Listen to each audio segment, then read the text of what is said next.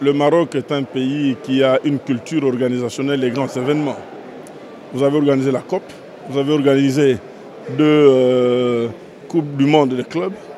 Et je crois que l'organisation de ce symposium fait partie de la ligne droite de la politique implantée par Sa Majesté le roi Mohamed VI, et qui fait que le Maroc a enraciné la culture organisationnelle des grands événements. Une fois de plus, c'est une preuve que le Maroc en a la capacité.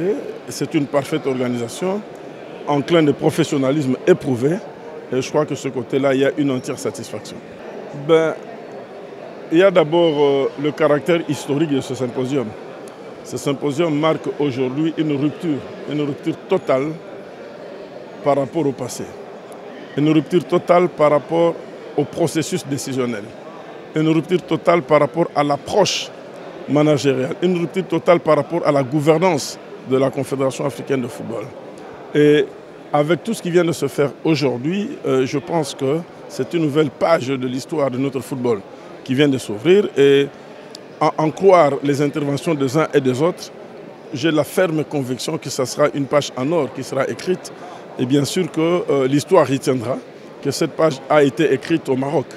Donc nous avons commencé une nouvelle aventure avec une nouvelle approche, un nouvel environnement, un nouvel état d'esprit qui permettra à coup sûr que les décisions qui seront prises, les résolutions et recommandations qui seront arrêtées ici, qui feront l'objet demain déjà, ce qui feront déjà demain l'examen du comité exécutif, c'est pour vous dire qu'en organisant cela, la CAF, le comité exécutif, a la ferme conviction effectivement d'aller de l'avant. Déjà demain, le comité exécutif prendra un certain nombre de décisions en fonction de ces résolutions et recommandations, ce qui traduit l'importance, toute l'importance de ce qui se fait ici. Et ce qui traduit la détermination aussi. Et vous devez savoir que l'Afrique aujourd'hui, qui a déjà un bon football, mérite mieux par rapport à son potentiel. Et c'est pour cela que nous allons, à partir de ce moment, creuser, examiner, prendre les décisions en fonction de cela pour le mieux-être de la jeunesse africaine. Bon, écoutez, ce sont des propositions qui sont avancées. Le comité exécutif va les examiner et ce sont des propositions qui sont avancées par des spécialistes. C'est par la famille du football africaine. Il y a eu un consensus qui s'est dégagé autour de ces propositions. Nous ne voyons pas pourquoi pas le comité exécutif ne pourra pas les suivre. Donc je crois que nous attendons demain.